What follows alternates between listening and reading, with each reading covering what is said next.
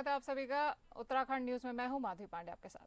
आपको बता दें कि उत्तराखंड विधानसभा सत्र के बीच में हुई मंत्रिमंडल की बैठक में 19 फरवरी को सख्त भू कानून के प्रस्ताव पर मुहर लग गई है। लंबे समय से स्थानीय लोग सख्त भू कानून की मांग कर रहे थे और इस संशोधित कानून के लागू होने के बाद बाहरी राज्यों के लोगों का उत्तराखंड में जमीन खरीदना आसान नहीं होगा। वहीं इस नए कानून में पूर्व की त्रिवेंद्र रावत सरकार के मंत्री और पूर्व सरकार के मंत्री त्रिवेंद्र सिंह रावत के साल 2018 के सभी प्रावधान निरस्त कर दिए गए हैं। इस विधेयक को मौजूदा सत्र में ही सदन में लाया जा सकता है। आपको बता दें कि कैबिनेट बैठक के बाद प्राथमिक दौर पर सख्त भू कानून को लेकर जो जानकारी मिली है उसके अनुसार हरिद्वार और उधम सिंह नगर के अलावा बाकी के 11 जिलों में कृषि और बागवानी के लिए बाहरी राज्यों के लोग जमीन नहीं खरीद सकेंगे। वहीं अन्य प्रयोजन के लिए जमीन खरीदने की सरकार से अनुमति लेनी होगी। बाहरी राज्यों के व्यक्ति अपने परिवार के लिए जीवन में एक बार 250 वर्ग मीटर जमीन खरीद सकता है, लेकिन उनको जमीन खरीदते समय सब रजिस्ट्रार को शपथ पत्र सौंपना होगा। सीएम धामी ने कहा कि यह ऐतिहासिक कदम राज्य के संसाधनों, सांस्कृतिक धरोहर और नागरिकों के अधिकारों की रक्षा करेगा, साथ ही प्रदेश की मूल पहचान को बनाए रखने में एक महत्वपूर्ण भूमिका निभाएगा। हमारी सरकार जनता के हितों के प्रति पूरी तरह से प्रतिबद्ध है और हम कभी भी उनके विश्वास को टूटने नहीं देंगे। इस निर्णय से यह स्पष्ट हो जाता है कि हम अपने राज्य और संस्कृति की रक्षा के लिए हर संभव प्रयास करेंगे।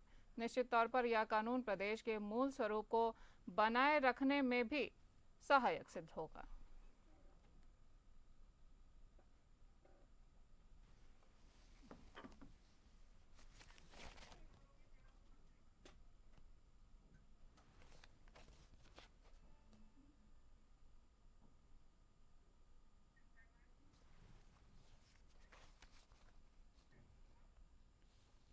आपको बता दें कि भाजपा प्रदेश मंत्रिमंडल की बैठक में सशक्त भू कानून संशोधन विधेयक को मंजूरी मिल चुकी है, जिसको लेकर सरकार के मंत्रियों ने मुख्यमंत्री पुष्कर सिंह धामी का आभार व्यक्त किया है। उन्होंने कहा कि जो जनता की मांग थी वो भू कानून कैबिनेट ने पास किया है और जिसमें उधम सिंह नगर और हरिद्वार को छोड़कर 11 जिलों में कोई भी बाहरी व्यक्ति भूमि नहीं खरीद सकता है। उन्होंने बताया कि पहले 12.5 एकड़ तक भूमि खरीदने की अनुमति होती थी, जिसे समाप्त कर दिया गया है। इसी प्रकार अगर हरिद्वार और उधम सिंह नगर में कोई जमीन खरीदता है तो डीएम को अधिकार था कि अनुमति देने का, लेकिन अब उसको समाप्त कर दिया गया है। अब कोई जमीन खरीदेगा तो उसे प्रशासन से अनुमति लेनी होगी।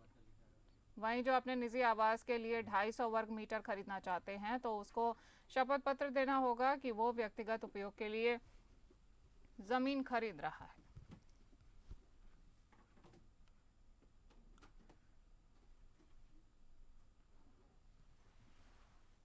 राज्य में जमीन की जो खरीद फरोख्त हो रही है उसको लेकर सरकार भी संवेदनशील है और निश्चित रूप से इसीलिए सरकार ने इसमें सुभाष कुमार कमेटी का गठन भी किया था। उनकी रिपोर्ट भी आ गई, उसका परीक्षण भी कर लिया और सरकार बहुत इस मामले में पूरी तरह गंभीरता के साथ भू कानून में एक संशोधन करने का सरकार की भावना है, ताकि संशोधन के माध्यम से कृषि भूमि को किस तरह से बचाया जा सके और किस तरह जो लोग खरीद फरोख्त कर रहे हैं पर्वतीय क्षेत्रों में उनको भी रोका जा सके। इसके लिए सरकार ने बड़ी गंभीरता के साथ एक्सरसाइज की और बहुत जल्दी आपके सामने आ जाएगी। लेकिन आपको बता दें कि उत्तराखंड बजट सत्र में विधानसभा में कांग्रेस के कई कार्यकर्ताओं ने सरकार को घेरने का काम किया है। वहीं पर अब कांग्रेस ने कई मुद्दों को लेकर सरकार पर सवाल भी खड़े किए हैं। उत्तराखंड की झपरेड़ा विधानसभा से कांग्रेस के विधायक वीरेंद्र ने कहा कि स्मार्ट मीटर सरकार ने जनता को लूटने का एक नया रास्ता निकाला है। इसके साथ साथ सरकार ने मैदानी क्षेत्रों की उपेक्षा हमेशा की है, जहां पर्वतीय क्षेत्रों में 200 यूनिट तक बिजली फ्री की है, वहीं मैदानी क्षेत्रों में सिर्फ 100 यूनिट बिजली ही फ्री की है। इसके साथ साथ विधायक ने समान नागरिक संहिता और भू कानून को लेकर भी सरकार पर जमकर निशाना साधा।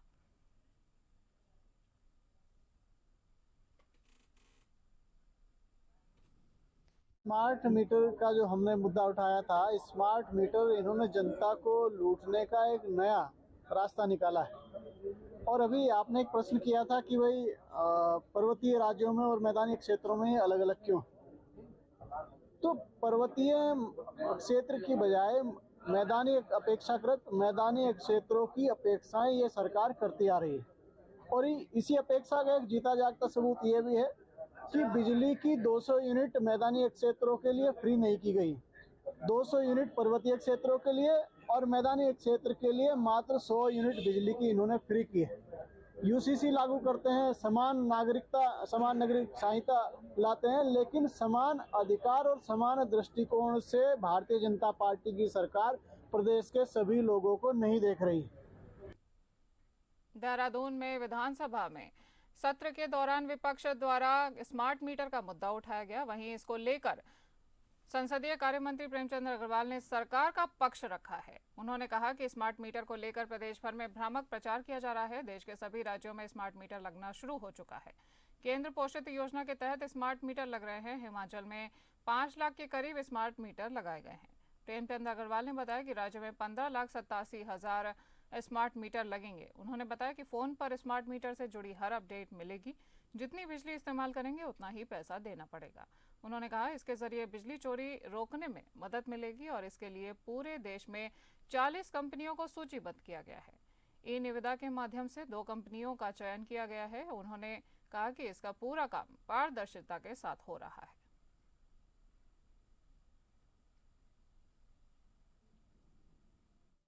विपक्ष स्मार्ट मीटर पे भ्रामक प्रचार फैला रहा था। लगभग 13 माननीय सदस्यों के जो विपक्ष के थे, उनकी आशंकाओं को दूर करने का मैंने बहुत भरपूर प्रयास किया और आप देखिए उसके बावजूद, सारी बातें जानने के बावजूद वो बहिर्गमन कर गए। अब आप देखिए बार बार बोल रहे थे प्रीपेड मीटर लगा रहे हैं, जबकि नहीं है। ये जो मीटर लगेंगे ये कहते हैं जंप होंगे। विपक्ष स्मार्ट मीटर पे भ्रामक प्रचार फैला रहा था। लगभग 13 माननीय सदस्यों के जो विपक्ष के थे, उनकी आशंकाओं को दूर करने का मैंने बहुत भरपूर प्रयास किया और आप देखिए उसके बावजूद, सारी बातें जानने के बावजूद वो बहिर्गमन कर गए। अब आप देखिए बार बार बोल रहे थे प्रीपेड मीटर लगा रहे हैं, जबकि नहीं है। ये जो मीटर लगेंगे ये कहते हैं जंप होंगे। मैंने कहा जंप नहीं करेंगे, मतलब मीटर की रीडिंग जंप हो जाएगी। मैंने वो नहीं होगा। इन्होंने कहा कि साहब वो जो है उसमें जो सामान्य लोगों को उनको दिक्कत आएगी। हमने कहा कि उनको दिक्कत नहीं आएगी। उन्होंने कहा कि जो हमारे जहाँ नेटवर्क प्रॉब्लम है वहाँ मीटर काम नहीं करेंगे। हमने कहा नेटवर्क जहाँ नहीं है वहाँ पे लगा ही नहीं रहे हैं। और सबसे बड़ी बात क्या है, ये देशव्यापी कार्यक्रम है। पूरे देश भर में ये स्मार्ट मीटर लग रहे हैं। इनके खुद जहाँ ये सत्ता में है, चाहे वो कर्नाटक है, चाहे हिमाचल है या तेलंगाना है या अन्य राज्य हैं, वहाँ भी स्मार्ट मीटर लग रहे हैं और वहाँ लगने के लिए या वहाँ लगने दे रहे हैं और यहाँ पे उसका विरोध कर रहे हैं। और आपने देखा ही माननीय तिलकराज बेड़ जी ने किस प्रकार उठा के उसको बाहर फेंका और कैसे कैसा उन्होंने वहाँ बयान दिया। विधानसभा के बजट सत्र के दूसरे दिन यानी आज विपक्ष ने नियम 58 के तहत स्मार्ट मीटर का मुद्दा उठाया है, जिसमें सभी विधायकों ने स्मार्ट मीटर को लेकर अपनी चिंताएं व्यक्त की है। कांग्रेस विधायकों ने सरकार से स्मार्ट मीटर को लेकर जवाबदेही भी मांगी है। संसदीय कार्य मंत्री ने विपक्ष के सवालों का जवाब देते हुए बताया कि प्रदेश के उन इलाकों में स्मार्ट मीटर नहीं लगाया जाएगा जहां पर इंटरनेट की सेवा और सुविधाएं उपलब्ध नहीं है। मगर कांग्रेस पार्टी के विधायक सरकार के जवाब से संतुष्ट नजर नहीं आ रहे हैं और उन्होंने वॉकआउट कर दिया। कांग्रेस पार्टी के विधायकों का कहना है कि सरकार जानबूझकर नया स्मार्ट मीटर लगाना चाहती है और आम लोगों पर बोझ डालना चाहती है।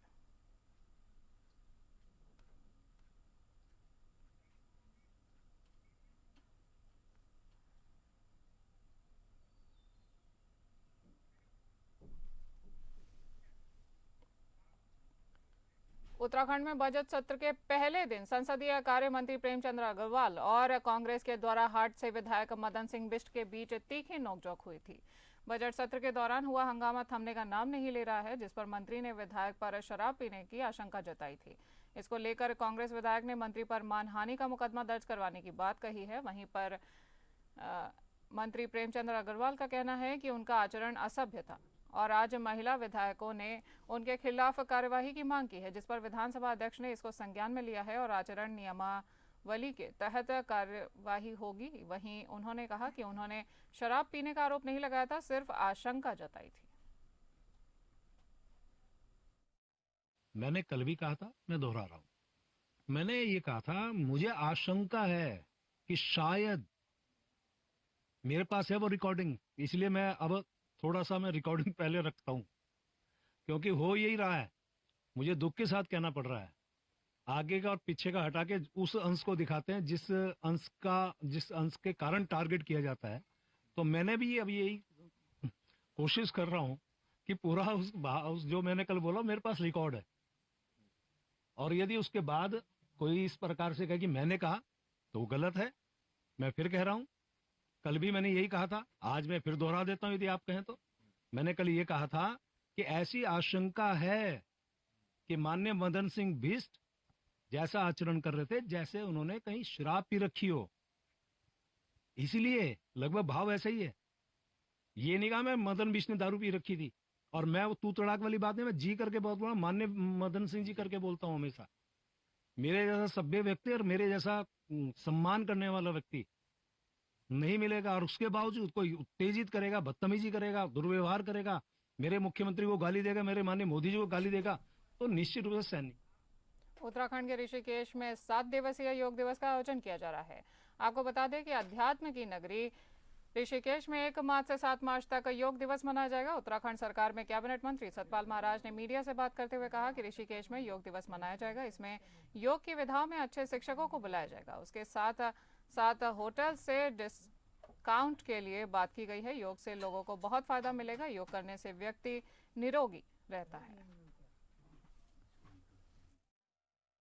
मनाया जा रहा है योग दिवस, और उसके लिए हमारी तैयारियां ये हैं कि ऋषिकेश के अंदर ये आयोजित होगा, और इसके लिए अच्छे हमारे जो योग के जो अलग अलग विधाओं के जो शिक्षक हैं, योगाचार्य हैं, उनको हमने आमंत्रित किया है कि अपनी अपनी पद्धति को जनता के आगे रखें और सिखाएं। इसमें हमने होटल्स को भी लिया है, उनसे भी हमने डिस्काउंट करने की बात की है, और हम चाहते हैं कि आम आदमी योग को सीखे, योग के प्रति प्रेम बढ़े, तो उसके लिए भी हमने लोगों को आमंत्रित किया है। और मैं समझता हूँ कि बड़े अच्छे रूप से ये योग का जो उत्सव है पूरा होगा, और जो लोगों के जानकारी बढ़ाएगा योग के प्रति, और योग करेंगे तो निरोग रहेंगे। आपको बता दें कि राजकीय पॉलिटेक्निक कॉलेज कुलसारी में 1 दिवसीय आयुर्वेद चिकित्सा एवं योग दिवस का शिविर आयोजन किया गया। इस योग शिविर में छात्र छात्राओं के योग की विभिन्न मुद्राओं की जानकारी दी गई। राजकीय पॉलिटेक्निक कॉलेज कुलसारी में प्रशिक्षकों की योग पर आधारित शिविर में योग की विभिन्न मुद्राओं को करने से होने वाले शारीरिक और मानसिक लाभों की जानकारी दी गई। आयुर्वेदिक डॉक्टर प्रीति वर्मा और उनके स्टाफ की ओर से छात्र छात्राओं को योग करवाया गया। साथ ही मौसम के हिसाब से खान पान में बदलाव पर जानकारी भी दी गई, और संस्थान में स्टाफ का शुगर टेस्ट भी किया गया। डॉक्टर प्रीति वर्मा ने ऋतु परिवर्तन पर होने वाली बीमारियों एवं उसकी देखभाल के संबंध में जानकारी देते हुए बताया कि जिस तरह से प्रकृति अपना स्वरूप ऋतु परिवर्तन करती है, उसी तरह से मानव का शरीर भी ऋतु परिवर्तन के अनुसार अपने को ढालने का प्रयास करता है। इस दौरान कई सावधानियां बरतनी जरूरी होती हैं ताकि मौसमी बीमारियों का प्रभाव ना हो सके। इस अवसर पर वक्ताओं ने योग एवं आयुर्वेद के संबंध में विस्तृत जानकारी देते हुए बताया कि नियमित रूप से यदि मनुष्य योग क्रियाओं को करता है और आयुर्वेदिक दवाओं का उपयोग करता है तो उसके शरीर में रोग प्रतिरोधक क्षमताओं में विकास होता है।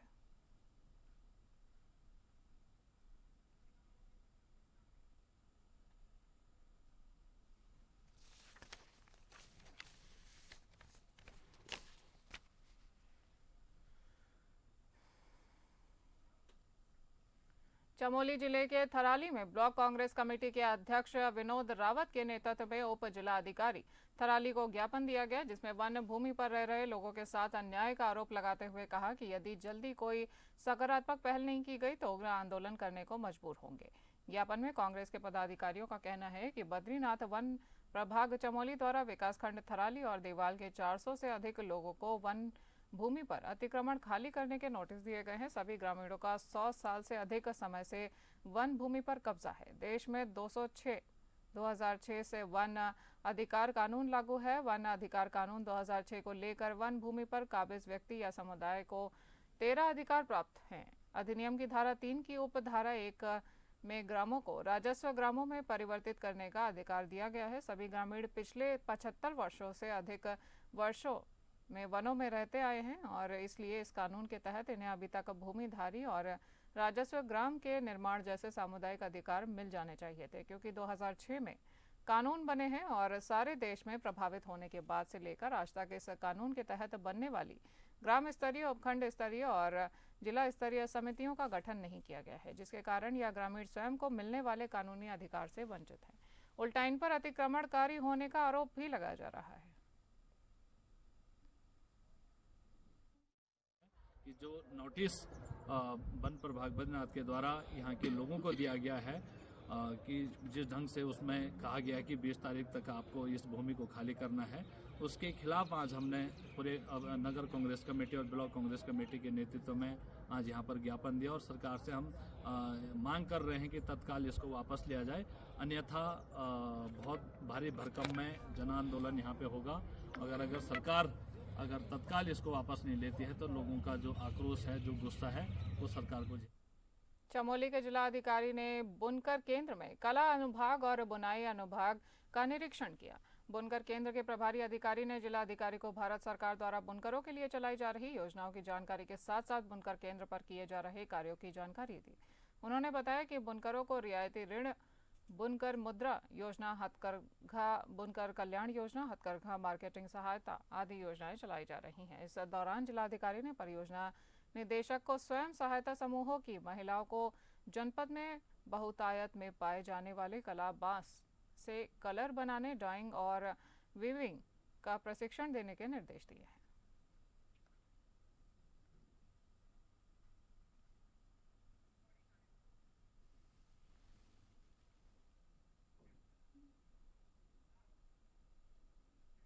समग्र शिक्षा अभियान पौड़ी के तहत डीएवी इंटर कॉलेज में सपनों की उड़ान कार्यक्रम का आयोजन किया गया है। इस कार्यक्रम में जिले के 15 विकास खंडों के प्राथमिक और जूनियर स्कूलों ने प्रतिभाग किया। इस तरह की प्रतियोगिता में पहली बार अभिभावक संघ ने भी हिस्सा लिया। कार्यक्रम में 15 विकास खंड से आए शिक्षकों और छात्रों ने विभिन्न प्रकार के स्टॉल लगाए। वहीं कार्यक्रम में पहुंची अभिभावक संघ की अध्यक्ष नीतू देवी ने बताया कि इस तरह के कार्यक्रम सराहनीय है।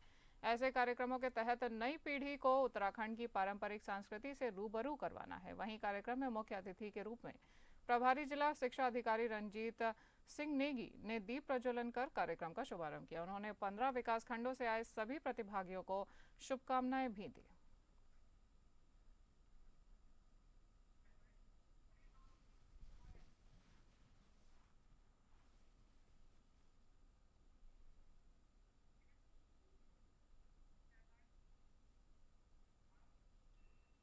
हरिद्वार के सिडकुल में फार्मा और लैब्स के क्षेत्र में इस्तेमाल होने वाली मशीनरी की बड़ी प्रदर्शनी लगने जा रही है। उद्योगपतियों के संगठन international industry and trade chambers और इम्पैक्ट द्वारा आयोजित एक्सपो 20 से 22 फरवरी तक चलेगा। एक्सपो के आयोजकों ने विकास भवन मैदान स्थित कार्यक्रम स्थल पर प्रेस कॉन्फ्रेंस करते हुए एक्सपो की विशेषताओं और उद्देश्यों के बारे में जानकारी दी है। आयोजकों के मुताबिक इस एक्सपो में फार्मा इंडस्ट्री में इस्तेमाल होने वाले आधुनिक इक्विपमेंट और मशीनरी के साथ देश और विदेश की 130 कंपनियां प्रतिभाग करेंगी। ये फार्मा और लैब इंडस्ट्री से जुड़े उद्योगों के लिए नई तकनीकों से रूबरू होने और उसे अपनाने का खास मौका है। हजारों की तादाद में उद्योगों से जुड़े लोग और शिक्षण संस्थानों के छात्र एक्सपो में विकसित प्रयासों के लिए वहां पर पहुंचेंगे।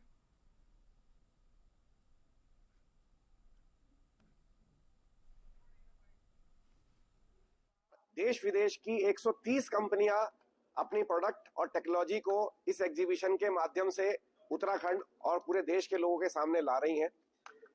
ये इसमें 120 कंपनियां इंडियन कंपनियां हैं और 10 कंपनियां विदेशी कंपनियां हैं। ये कंपनियां एक छत के नीचे सभी तरह की फार्मा टेक्नोलॉजी, अगर किसी को भी फार्मा उद्योग लगाना है तो उसके लिए plant machinery, laboratory equipments, chemicals, जो रॉ मटेरियल की रिक्वायरमेंट है वो भी, और इससे रिलेटेड और भी जो एलाइड सर्विसेज है जो भी किसी इंडस्ट्रीज को लगाने के लिए चाहिए होती हैं, वो सभी टेक्नोलॉजी को एक ही छत के नीचे एग्जिबिट किया जा रहा है। महाशिवरात्रि के पहले हरिद्वार में शारदीय कांवड़ यात्रा की शुरुआत हो चुकी है। आपको बता दें कि जिला प्रशासन की ओर से कांवड़ियों की सुविधा के लिए काफी इंतजाम किए गए हैं।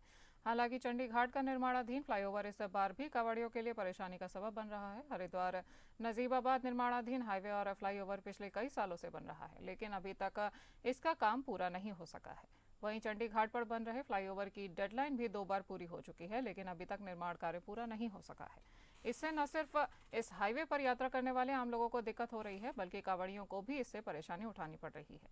इतना ही नहीं, जगह जगह बने डायवर्जन के कारण यह दुर्घटना का खतरा भी बना रहता है। आपको बता दें कि जिला प्रशासन की ओर से कांवड़ियों के लिए टेंट, लाइट, सड़क, पेयजल जैसी कई व्यवस्थाएं की गई हैं। हालांकि NHI के NHAI के काम की सुस्त गति कांवड़ियों के लिए बड़ी परेशानी का सबब बन रही है। चंडी घाट फ्लाईओवर को जनवरी में पूरा कर लिया जाना है। हालांकि अब चार धाम यात्रा की शुरुआत से पहले फ्लाईओवर का काम पूरा करने का दावा किया जा रहा है।